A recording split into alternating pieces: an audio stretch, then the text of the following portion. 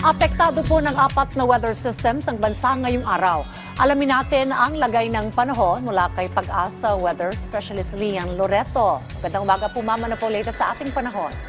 Magandang umaga po, Miss Deslie, at set po ng ating mga taga-subaybay. Sa ngayon, wala nga po tayong sama ng panahon na binabantayan sa loob ng ating area of responsibility. Ngunit meron nga pong apat na weather systems na magdadala po ng mga pag-ulan. Una na nga po dyan, itong shear line o yung salubungan ng hanging amihan at easterlies na magdadala po ng makulimlim na panahon. Meron din po mga kalat-kalat na mga pag-ulan, pagkulog at pagkidlat sa may Cordilleras, Cagayan, Isabela, Nueva Vizcaya, Quirino at sa Aurora.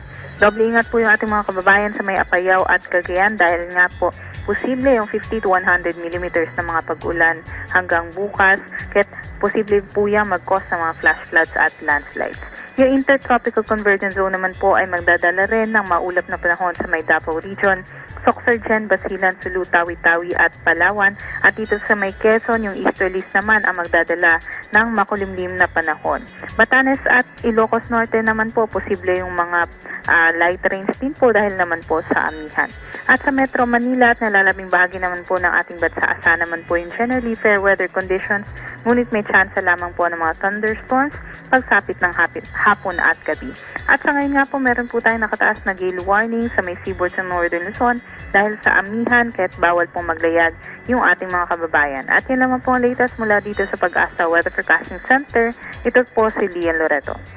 Maraming salamat, Weather Specialist ng Pag-asa, Lian Loreto.